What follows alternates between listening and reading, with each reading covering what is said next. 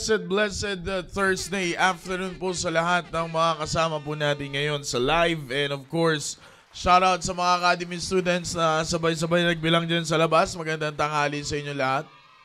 Yeah, kala ko sila. Yun, nagsigawan din sila. Shout out sa rin sa mga teachers na nandiyan dyan. And of course, I shout out sa north, south, east, and west corners of our church.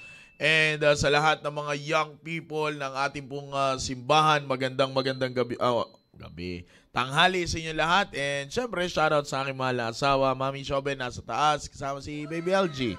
Yan, hello po sa inyo lahat. Alright, so again, I hope that everybody is excited, lalo nandito sa ating episode ngayong Thursday. Dahil ngayong Thursday ay muli na naman nating babalikan ang episode para sa mga kabataan. Yan, parang masyado tayo madilim. Masyado tayo yan, kaya at least ay nandito pa din tayo sa ating temang Year of Commitment, no? Kaya as you can see sa inyong mga screens, yan 2025 the Baptist Lunch Year of Commitment. And as you notice, nandiyan pa rin tayo sa ating verse na in the book of Psalms chapter number 37 in verse number 5, na sabi ng Bible, commit thy way unto the Lord, trust also in Him, and He shall bring it to pass. Okay? So, kaya maganda ang topic na ito, no? Team focus and team preparation. This is a great topic. And just like what we are always telling you, para sa mga kabataan, huwag kayong matakot sa commitment. No? Commitment is one of the most important thing na malaki ang maituturo sa inyo. Sabi ko nga kung sa mga adults ay malaki ang naituturo nito. Sa mga may asawa, malaki ang naituturo nito. Sa mga older than us ay malaki rin ang naituturo nito. How much more sa inyo bilang isang kabataan? And alam nyo, ang salitang commitment, young people, team focus, team prep, ang salitang commitment ay ito yung isang bagay na ang unang-unang maituturo sa iyo ay humility. Okay? Because bilang isang kabataan, nandiyan yung lakas, nandiyan yung tinatawag nating pagpupursige ninyo bilang isang kabataan. And isa yan sa pinagmamalaki ng isang kabataan. Alam nyo ba yan? Sabi nga namin ni Sir Conrad last week, we've been a young people din naman. Okay? So pagdating sa young people, nandiyan pwede kang, sabi nga sa salitang kolokyal, sagaran lahat. Talaga namang you will exert the very best of your effort, no? Talagang uubusin mo yung effort na nandiyan sa iyo at lahat ay talagang sisikapin mo na makuha mo kung ano yung gusto mo. Kaya nga sabi ko sa inyo, yan ang magandang maituturo ng commitment. Commitment will teach you a lot, no? And will teach you a lesson that you need to humble yourself in the sight of God. Bakit humility? Kasi you will learn how to give things sa isang yung ipagkatiwala. You will learn how to trust things. You will learn how to commit things or to give things na beyond your control. Alam nyo kasi, young people na sa lahat ng mga viewers natin ngayon, alam nyo, yan ang akala ng mga young people Yung you think you can control everything. 'Di ba? Kaya nga palasak yung yung nangyayari na kapag medyo mas malaki na ang kita mo kaysa sa magulang mo, may karapatan ka ng magrebelde, may karapatan ka ng masunod ang gusto mo, 'di ba? Yan yung mga palasak na nangyayari sa mga kabataan. But you've got to realize that when it comes to commitment, yan ang isang bagay na hindi mo dapat katakutan sa buhay mo. Kasi if you really want to grow, no? Young people, if you really want to grow as a Christian, if you really want to mature as a Christian, you've got to focus on this word, commitment. Okay? Bakit? Kasi, balik tayo doon sa pinag-aaralan natin. Last week, maganda yung talakayan namin ni Sir Conrad dito na ibinigay namin sa inyo. Last week, we've talked about maturity. No? Isang bagay na makakatulong sa'yo when it comes to isang bagay na maitutulong sa ng commitment is maturity. Alam nyo, yan ang sakit ng maraming kabataan ngayon. Seldom you will find na you can find na isang young people na nagmamature. Sabi ko nga maturity ay hindi yan sa nababase sa edad. Okay? Hindi porket tinutubuan ka na ng bigote, ng balbas, matured ka na. Oh, may mga ano ngayon, may mga 10 years old, may bigote na eh. Diba? Oh, may mga gano'n, hindi porket ano ba yun sa babae? Hindi ko alam sa babae kung anong ano eh. Pero balbas din. Bigote din. Oh, hindi ko alam, pero hindi basihan sa physical nature ng isang tao ang maturity. Okay? Hindi basihan sa edad. Oh, pambira 16, ano ka na, 20 ka na, hindi ka na 19, wala ka na sa teenage years mo. Matured ka na. No. Sabi ko nga sa inyo last week, maturity, nasusukat ang maturity sa isang bagay na nagagawa mo consistently. Okay? Maturity is doing things consistently. Bakit? Bakit kaya doon natin nabasa? Sapagkat yan din yung tinuturo ng salita ng Diyos. Yung maging consistent ka sa pagsunod in the Bible, when you are consistent on obeying the Word of God, when you are consistent living what the Bible says, yan yung nagsasabi that you are maturing. Okay? That you are growing.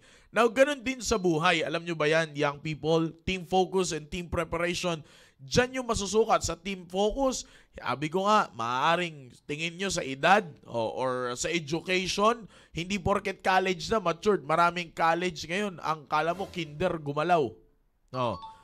Ganun din sa ganyan sa team focus. So hindi nasusukat sa education, sa alam mo. Ganun din sa team preparation, hindi nasusukat ng posisyon sa trabaho, hindi nasusukat sa galing mo magsalita, or sa sahod mo, hindi yan nakukuha sa ganyan. Ano man ang salary income mo, hindi yan nakukuha sa ganyan. Maturity, pag tinignan mo mga bagay na yon, hindi doon nasusukat ang maturity. Bakit? Madali lang kasi gawin yung mga bagay na yun eh. Grabe naman magsalita to. Sige nga, gawin mo nga. I'm telling you, pag gugustuhin ng isang tao, madali lang gawin. Okay? Kasi dyan magaling ang tao sa paggawa ng isang bagay. Pero saan mahina ang tao? I'm not judging if you're not, kung hindi ikaw to, young people, well, praise the Lord for you. Purihin ang pangalan mo. Biro lang. Kung hindi man ikaw tong sinasabi ko, huwag kang magagalit sa akin. Okay? Kung hindi man itong sinasabi ko, well, again, sabi ko nga, to God be the glory sa buhay mo, kapatid.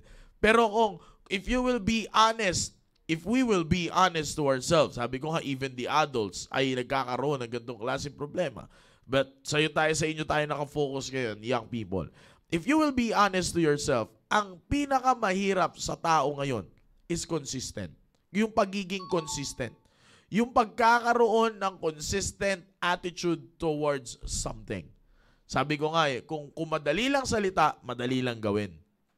Okay? Katulad ng sinasabi natin ngayon, yung pagkakaroon ng education na maayos, madali lang gawin yon. Mag-aral ka lang ng maigi, okay na.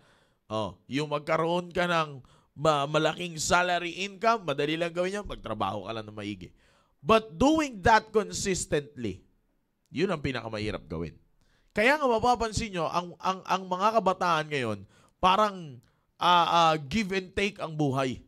You give and you take. Bibigay mo yung effort mo dito sa isang bagay na ito, but suddenly, you will take that effort out patungkol dun sa isang bagay na yan. Di ba? Give and take. Sasabihin ng isang kabataan, mag-aaral na ako ng maigi. Mag-aaral ka and then later on, step by step, mag-aaral ka and then all of the sudden, you will take that sipag of yours patungkol dun sa pag-aaral mo. You give and you take it away. Di ba? Ganyan ang buhay ng maraming kabataan ngayon. Lack of consistency. Okay?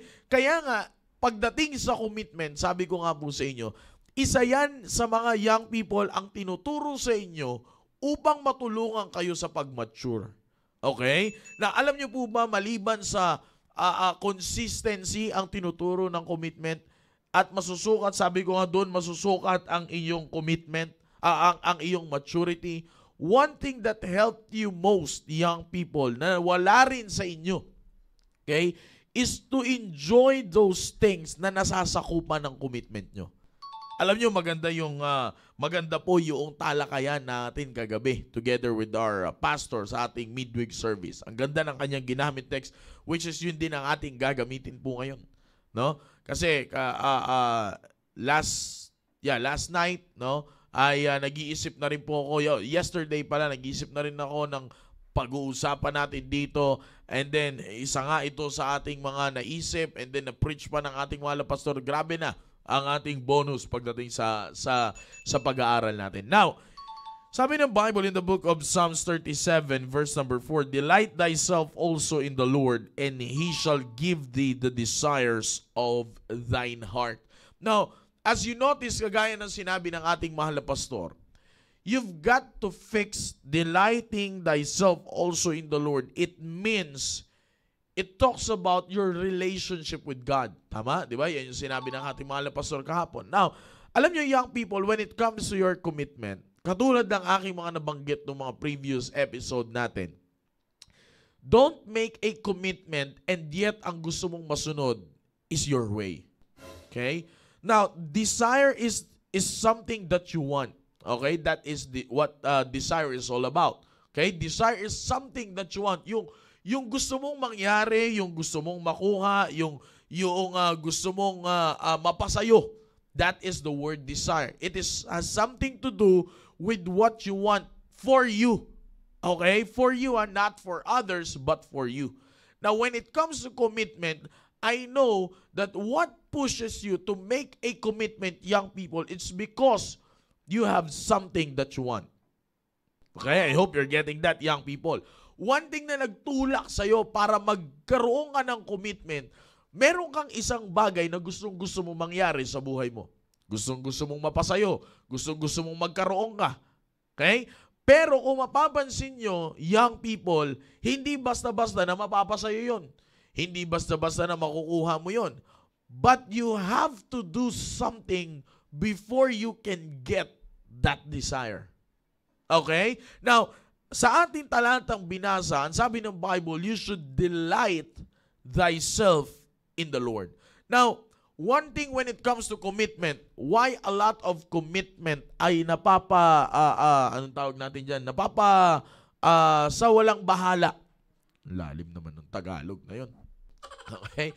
Napapasa walang bahala yung maraming commitment, di ba? Kaya nga puro na lang New Year's Puro na lang tayo ganun. Puro na lang again. Pero hindi na natin mahanapan nung next word. Alin yun? Solution. Okay? Hindi na natin makita yun. Puro na lang tayo resolution. Yun na lang. Lagi na lang ganun. Kung bakit maraming commitment ang ganyan? It's because nagkukulang tayo sa first part. Sabi ko nga sa inyo, don't make a commitment. Young people, focus here carefully. Listen carefully. Don't make a commitment. Magandang tanghali po sa aming mahal na pastor. Hello po, Pastor Hill. Good afternoon po sa inyo. I hope na kayo po ay nakarating ng safe and sound dyan po sa Ramos Tarlac. Magandang tanghali po. Now, balik tayo sa ating pinag-uusapan.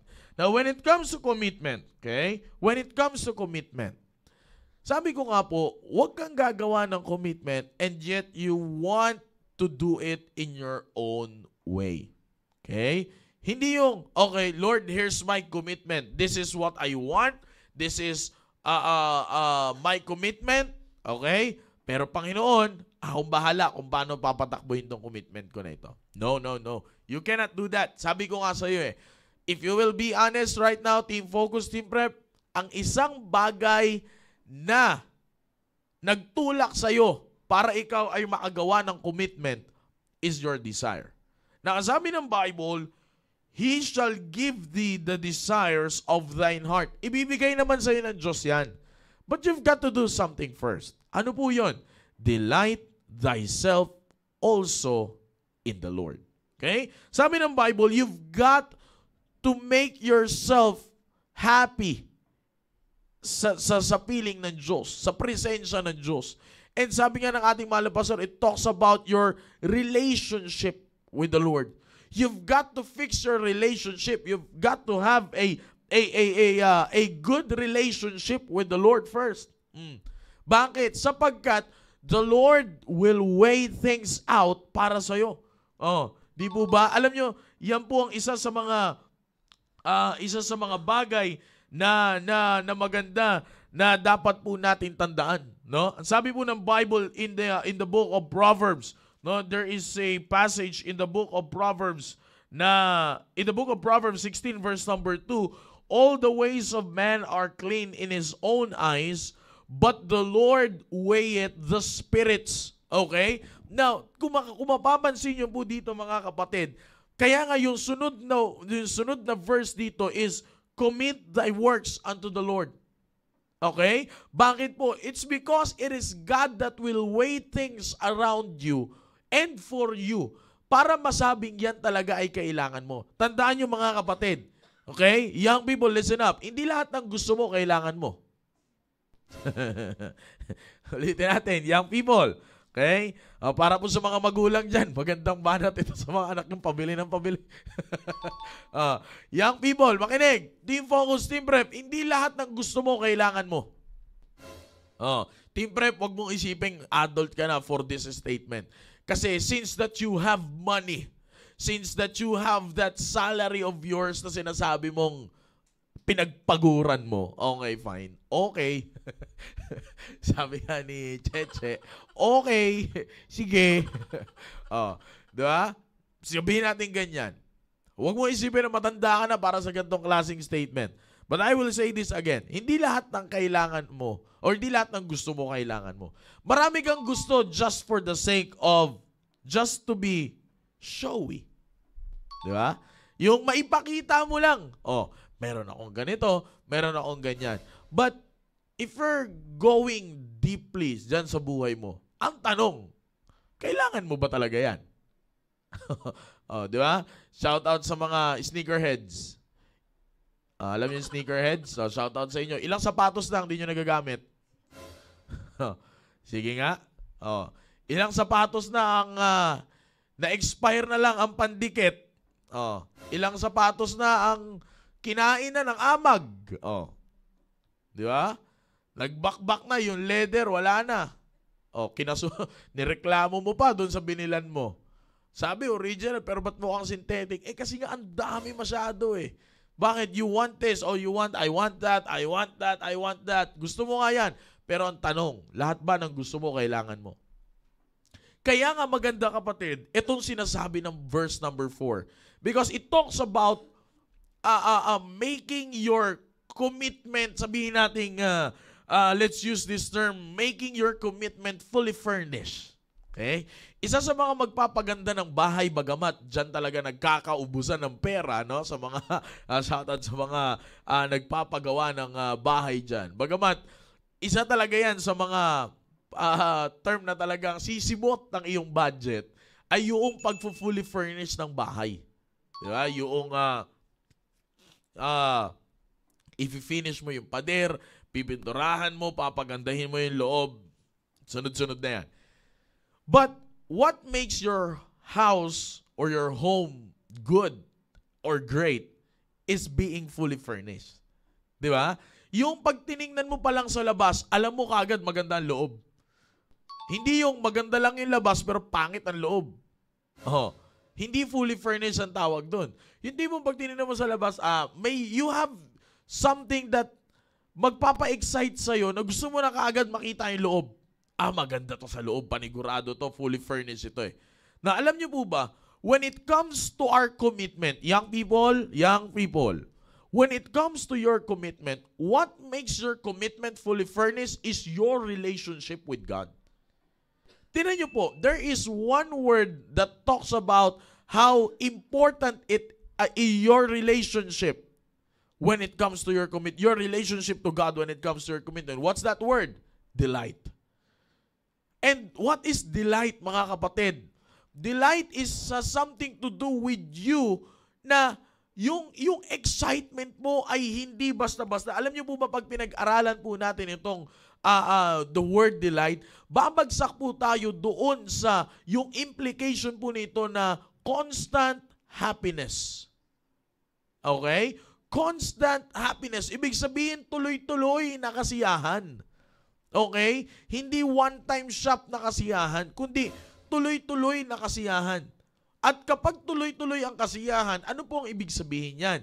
Okay? Sa isang relationship, kapag tuloy-tuloy ang kasiyahan mo, that talks about yung magandang relasyon mo sa isa't isa.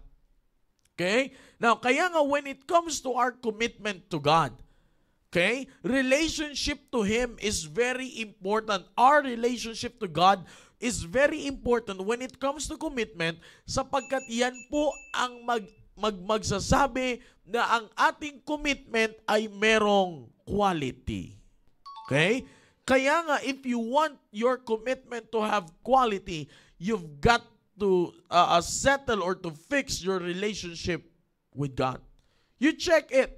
Baka wala yung salitang delight. Yes, maaaring pwede mong sabihin ngayon, I have a good relationship with God naman. Nagbabasa ako ng Bible, nananalangin ako, di ba? Talking to God is prayer and God is talking to you sa pamamagitan ng Bible. Ang galing, nakikinig ka talaga sa Bible study. Okay? So, yan, ganun nga. Sabihin natin ganun. Maybe you have those kind of things in your life. But when it comes to your commitment, alam niyo po ba, young people, dyan nagbabago ang lahat. Bakit? Sabi ko nga ang isa sa mga nagtulak sa'yo para makagawa ka ng commitment is your desire. Pero karamihan din ng nabubuong commitment sapagkat, sabi ko nga, gusto mo lang. Diba? Gusto mo lang. May gusto ka lang mangyari. Gusto ko talaga ngayong 2025, ito ang mangyari sa buhay ko. Bang! Okay. Magko-commit ako sa Panginoon. But still, you will do it in your own way. And to think that doing it in your own way, God will give the desires of thine heart. No, sir. No, ma'am. Para mangyari po yung kagustuhan natin ayon sa ating... Tinan niyo po Tinan niyo, baybayin natin ito, young people. Sabi ng Bible, delight thyself also in the Lord, and He shall give thee the desires of thine heart. The word is heart, not feelings. Sir, saan ba galing ang feelings? Di ba sa heart? Maraming feelings na feeling mo lang. Di ba? Maraming feelings na naisip mo lang, pero iilan lang ang feelings na talagang galing sa puso natin. Tama, young people? Di ba? Iilan lang yan. Kaya nga sabi ng Bible, He will give thee the desires of thine heart. Okay? Thine heart. Bakit? Alam niyo po ba kung ano po ang sinisimbolize ang pinagsasama ng Bible when it comes to heart? Mind. Talks about intellect. Dahil kung ano ang iniisip ng tao, isinasa puso yan ng tao. At kung ano ang sinasa puso ng tao, yun ang ginagawa. So it's based on intellect, not based on emotion. Sometimes, young people, you're making commitment because your emotions push you to make a commitment. Kaya nga, di ba, laging pinapatugtog aawit ni pastor, though no one join me, still I will follow. Wala kang makikitang emotion doon. Bakit? Karamihan, pag umiyak yung isa, iyak na rin yung isa. Pag nag-forward yung isa, forward na rin yung isa. I have decided, it's singular, not plural. I have decided to follow Jesus. So, as you can see, laging intellect. Intellect, and then heart, and then application. That's how the Bible teaches us. Now, when it comes to our commitment, ganun din ang tinuturo. Okay? Kaya nga sabi ng Bible, ibibigay sa'yo ng Diyos ang desire talaga ng puso mo. Alam nyo, young people, kung magiging honest lang kayo sa oras na ito, marirealize nyo itong sasabihin ko. Ano po yun? Okay, team prep, team focus. Karamihan ng desire natin na isinasa puso talaga natin, alam mong kailangan merong malaking involvement ang Diyos dyan. Ulitin natin. Okay? Karamihan ng desire natin, kung talagang isinasa puso nyo yan, young people, if you will just think of it carefully at isinasa puso mo yan, yung desire mo na yan, kung magiging honest ka ngayong hapon, alam mo na malaki dapat ang kinalaman ng Diyos dyan. But sometimes, you want to take God out of the picture. Kaya ngayon, ito ang sasabihin ko sa iyo.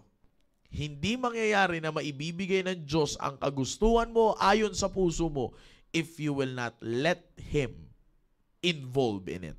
Sa manong pamamaraan, delight thyself in the Lord. Alam nyo, young people, maaaring ito ay gasgas na sa inyo. Pero yung magkaroon ka ng constant na kasiyahan, ano ang gasgas doon? Yung magkaroon ka ng kasiyahan sa Diyos. Ano ang hindi gasgas doon? Yung constant na kasiyahan. Bakit? Sabi ko nga, ang buhay ng kabataan is give and take. Bibigay, kukunin. Bibigay, kukunin. Bibigay, kukunin. Yun lang. Ganyan ang buhay ng kabataan. Pero, bibihira ka makakita ng isang kabataan that when they give, Panginoon sa'yo na yan. When they give, Panginoon, bahala ka na dyan. Ito lang ang gusto ko mangyari. Here's my commitment. I'm giving everything to you, God. Iilang kaya ang young people na sa ating simbahan ang gumagawa ng ganyan? Iilang young people kaya ang talagang makikita natin ang Psalms 37 verse 4. Sabi ko nga madali lang magsabi na meron kang kasiyahan sa Diyos, but how about the constant happiness with the Lord? Constant happiness with God, that shows your intimate relationship with God. Sino kaya ngayon ang makakapagsabi sa lahat ng mga young people ngayon na nakikinig? Sino kaya ang makakapagsabi ngayon na damang-dama mo yung intimacy ng relasyon nyo ng Diyos sa year of commitment na ito? Alam nyo, maganda yung sabi ng ating mahal na pastor. Ganun siya kadesidido para po sa atin na maayos natin ang ating commitment. Babalikan niya yung mga mensahe na nakatulong sa paglago ng bawat isa. It doesn't matter kung gaano nakatagal yan. Pero, mga kapatid, sabi ko nga kung sabi nga ng ating mahal na pastor rather, kung doon ka lumago, babalikan natin yan. Di ba? Now, napakaganda i-check po natin ito sa ating po sarili. Oh, maybe you thought, young people, sabi ko nga kaya mong ibigay ang desire. Ito kasi yan Ito ang picture niyan, young people. Pag pinilit mo na gawin ang commitment ayon sa iyong pamamaraan and you think na ibibigay ng Diyos ang desire ng puso mo, ang picture niyan, young people, seems like you are commanding God to do something. See that? Oh, Panginoon Oh, kita mo naman. Oh, nag-commit ako sa'yo. Ibigay mo na to sa akin. Diba? Parang inuutusan na natin ang Diyos na gawin o gumawa ng isang bagay para sa atin. No. We cannot dictate God. Nasasabihin natin, Diyos, ito po yung gusto ko. O Diyos, ito yung gawin mo para sa akin. No. Back in the book of Proverbs, He will weigh the spirits. Okay. Ito yung gusto mo. Anak, hindi mo kailangan to Ito ang kailangan mo. Kaya nga, ang sabi ng Bible, give thee the desires of thine heart. Alam ng Diyos na gusto mo lang yan pero wala yan sa puso mo. Alam ng Diyos na ang ginagawa mo ngayon ay wala yan sa puso mo. Alam ng Diyos na yung ginagawa mo ngayon ay hindi yan makakatulong sa anumang commitment mo. Kung ang commitment mo ay magpasakop sa salita ng Diyos, mag-involve at lumago ngayong taon, mag-mature ngayong taon, alam ng Diyos na ang Pokemon at ibang laro sa cellphone ay hindi mo kailangan team prep. So you better stop acting like 6 years old. Nasasayaw ka pa sa harap ng camera, sasayaw ka pa sa ganito, sasayaw ka pa sa ganyan. Wag na, matanda ka na. Matanda ka na nga. Oh. Wag na nga, ganun nga. Oh. Okay? Hindi mo kailangan yan. Oh, hindi mo kailangan sino? Oh, hindi mo kailangan si Pikachu. Oh. Hindi mo kailangan si Pikachu.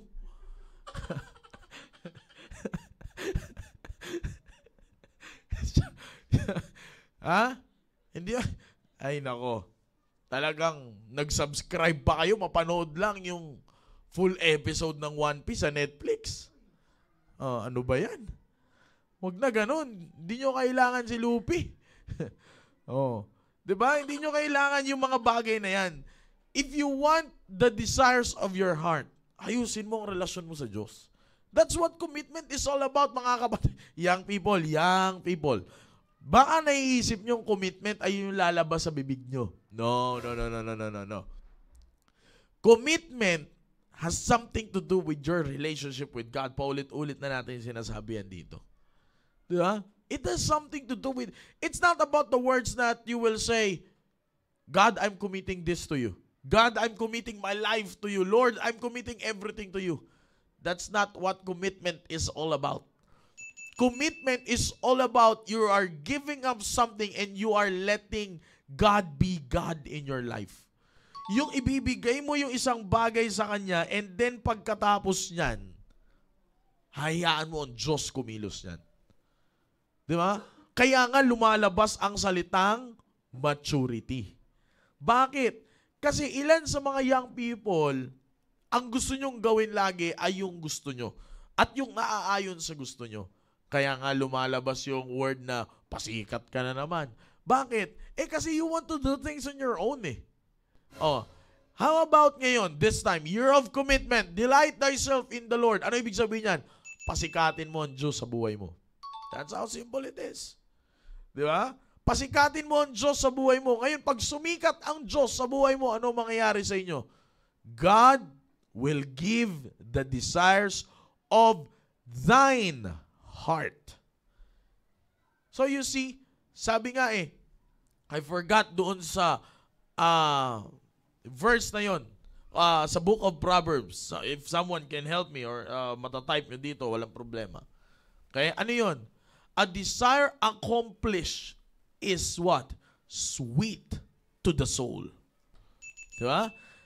The desired accomplished is sweet to the soul. Yung ma-accomplish mo yung desire, that is sweet to the soul. Ibig sabihin, kaaya-aya para sa iyong buhay. Pero, kapatid, mangyayari lamang yan if you will delight thyself in the Lord. Yung maayos mo yung relasyon mo sa Diyos. Alam niyo, young people, pag kayo ay gumawa ng commitment, make sure that you have a right relationship with God. Now, ano yung right relationship na tinutukoy ko po dito? Right relationship is, yun sinabi ko po sa inyo kanina, that letting God be God in your life. And let Him do everything. Let Him take control of your commitment. Alam niyo, sabi ko nga sa inyo nung mga nakaraan, you should enjoy the results of the process. Okay? You should enjoy the results of the process of your commitment. Huwag mong sabihin na, aayawan mo yung proseso pero gusto mong ma-enjoy yung resulta. Hindi pwede yun.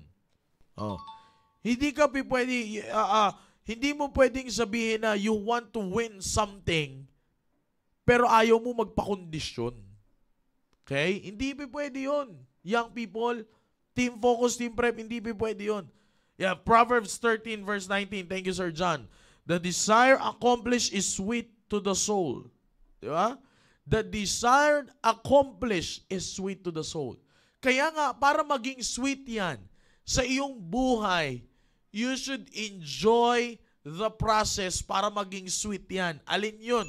Yung magkaroon ka ng constant happiness with the Lord. Bakit? Dahil Diyos lang ang tanging makakapagbigay sa iyo ng anumang bagay na ikinumit mo sa Kanya. Okay?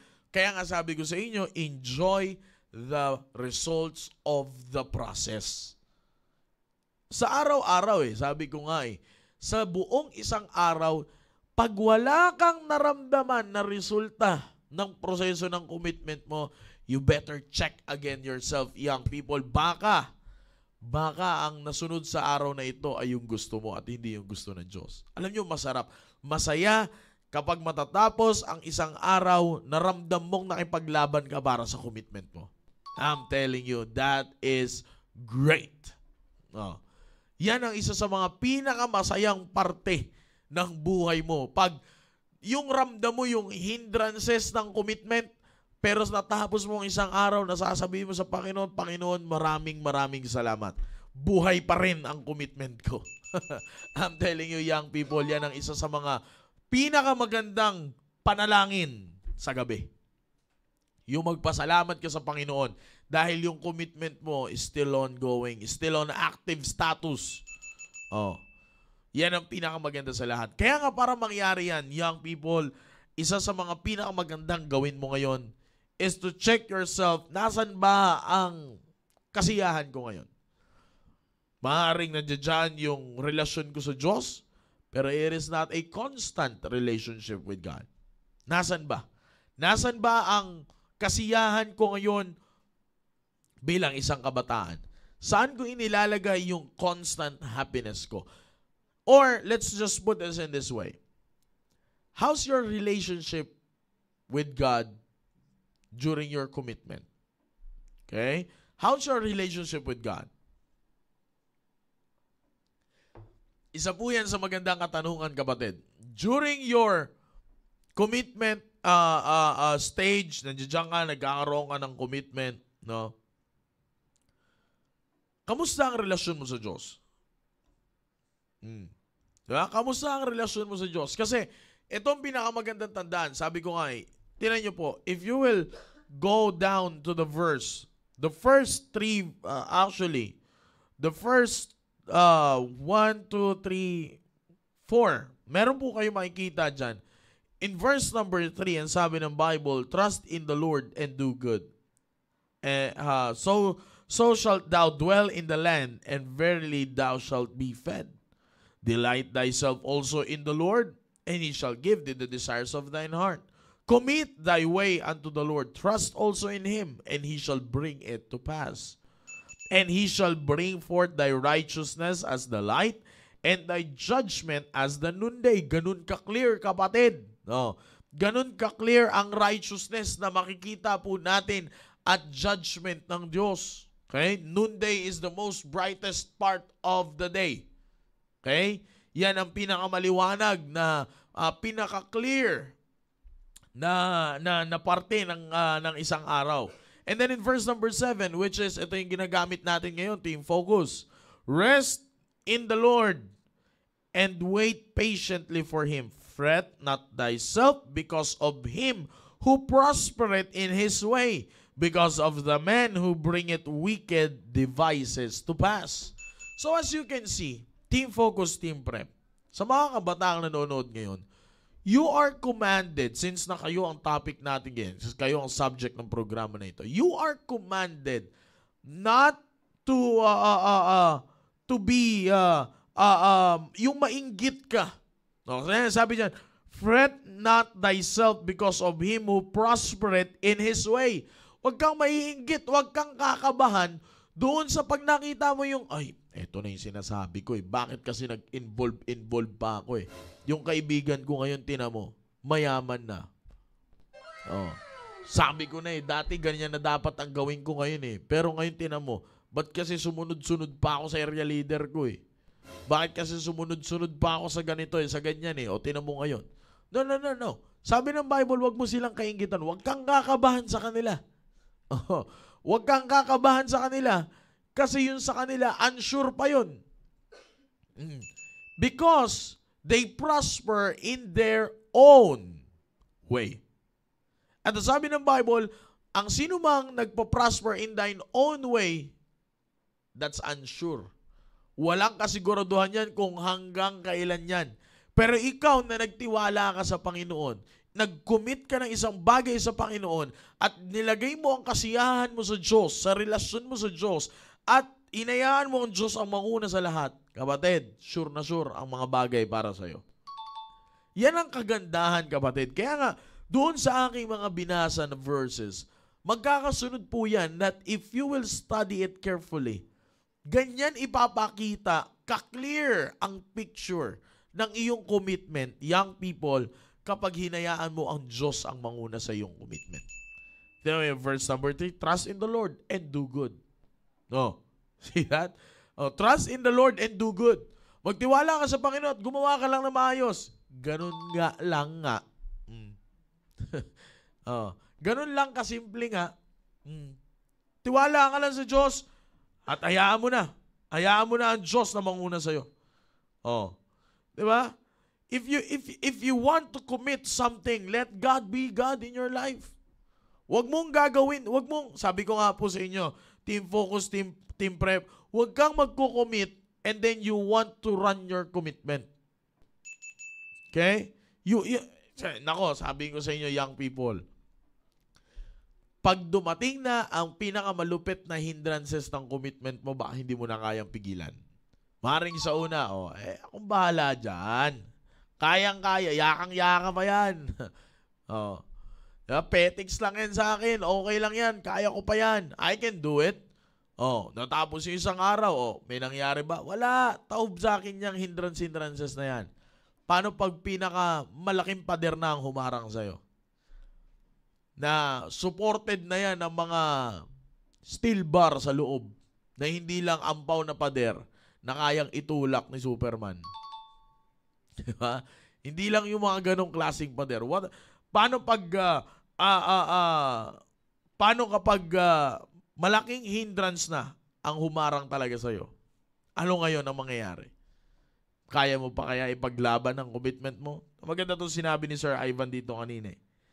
Masaya ka sa Panginoon pag alam mong pinaglalaban mo ang commitment mo sa Panginoon. See that? Masaya ka sa Panginoon kapag alam mong pinaglalaban mo ang commitment mo sa Panginoon. Ganun dapat ang maramdaman mo. Another comment sabi ni Sir Jai, sa gusto natin o sa hindi, in life, you will commit to something kahit tamad.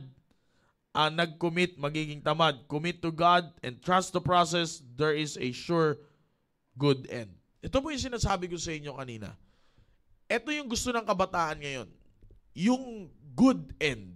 Yung sabi ko nga saan ko ba ito sinabi? Nakalimutan ko saan ko sinabi. Sa PSS, Chapel R.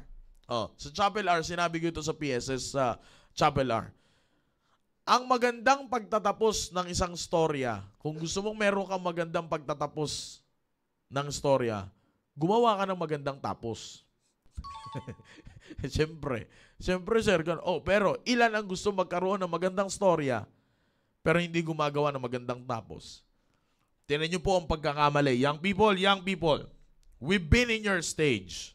We're not saying that we're perfect, but we've been in your stage. A lot of you writing a good story, if you want to, dahil sa kagustuhan ninyo na gumawa ng magandang ending, you are writing a good ending in the end na. That's wrong. That's wrong. That's not the process. That's not how you write a great ending. If you want a great ending, you write a great story. Young people, are you listening? Di ba? Kung gusto mo ng maayos na pagtatapos, gumawa ka ng magandang storya. Kasi ang magandang pagtatapos ay hindi nasusulat sa tapos na. Sa pagtatapos na. Hindi doon isinusulat. Ang magandang pagtatapos, magsulat ka ng magandang storya. Now, sa commitment mo, young people, when it comes to your commitment, kamusta ang storya ng commitment mo? If you want to have a good end, sabi nga ni Sir Jai, trust the process. Hayaan mo, ano ba ang proseso? Ano ba ang proseso? Diyos. Delight thyself in the Lord. That's the process. Commit thy way unto the Lord. Trust also in Him. Delight, commit, and trust. That's the process. You should trust the process. Gusto mo ng magandang dulo, magsulat ka ng magandang storya. Huwag kang mag-asam-asam na meron kang magandang dulo kung sa dulo ka na magsusulat ng dulo mo. Wordplay. Di ba? Ganun lang yan, young people. Okay? Again, hindi po ako naggagaling-galingan dito. Maliwanag that yan ay galing lahat sa salita ng Diyos. Kung galing ko po ang pinag-uusapan, wala naman po tayong galing. Okay? Kung opinion ko pinag-uusapan, wala rin ako mabibigay ng magandang opinion sa inyo. Kaya nga sabi ko sa inyo, pag sa programa na ito, puro opinion na ng tao, magsara na lang ang programang ito. Pero gaya ng sinasabi ng ating mahal na pastor sa Baptist Lunch, kaya tayo nagbubukas sa salita ng Diyos upang may reference po tayo sa sinasabi ng salita po ng Diyos. Okay? Kaya nga ang ganda nung topic ng ating mahal na pastor kagabi. Grabe, no? Sabi nga nung ni Brother Joshua Santiago na yung anong tawag nga doon? Easy, intermediate, advanced, di ba? Sabi ni pastor. Yung easy daw parang pang intermediate na. Tulog kasi nung service eh. Hindi, biro lang. Alam nyo, grabe, no? Ang ganda kung paano ka mag-aaral ng salita ng Diyos.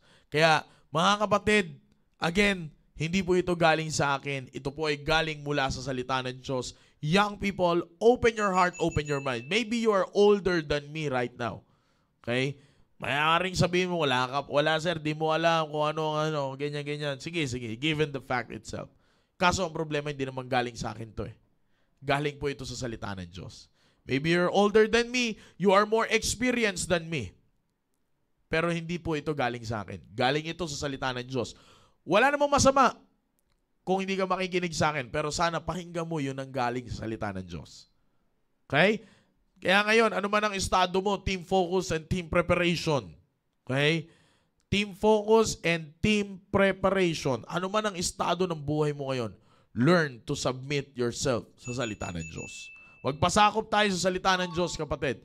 Sabi ko nga, you are more older than me, you are more experienced than me, so be it.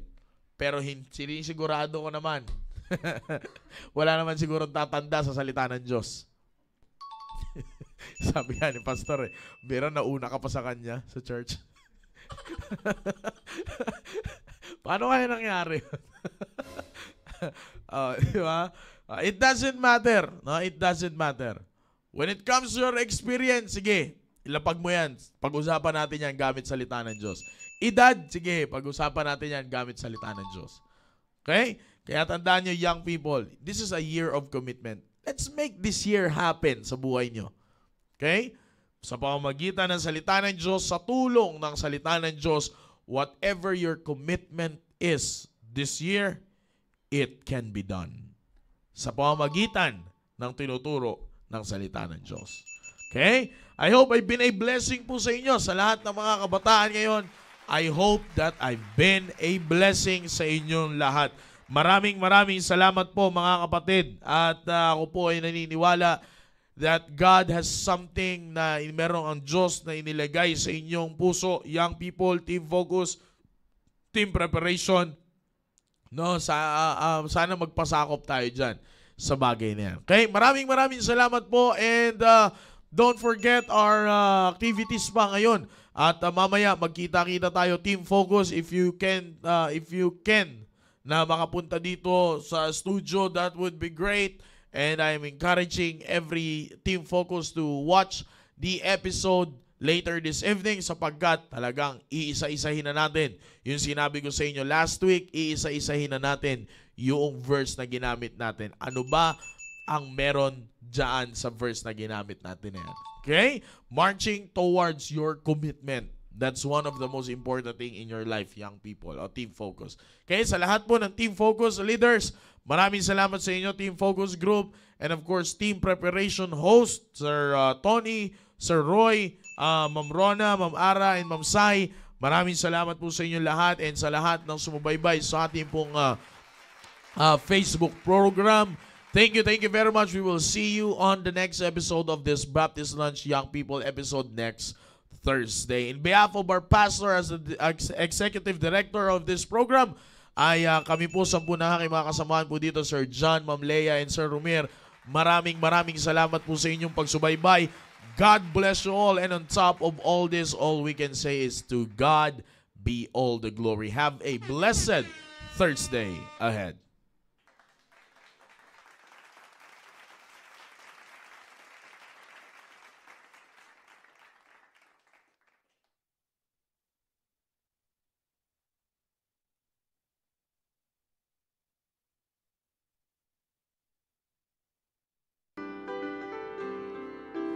I have surrendered to Jesus, my Lord. I yield to His will. I lay down my sword to pick up His banner and march bold and strong. There is no doubt to which side I am on. I am firmly committed to the cause of Christ. I'm determined to serve Him for the rest of my life. Resolved to give all, no matter the price. I am firm to the cause of Christ.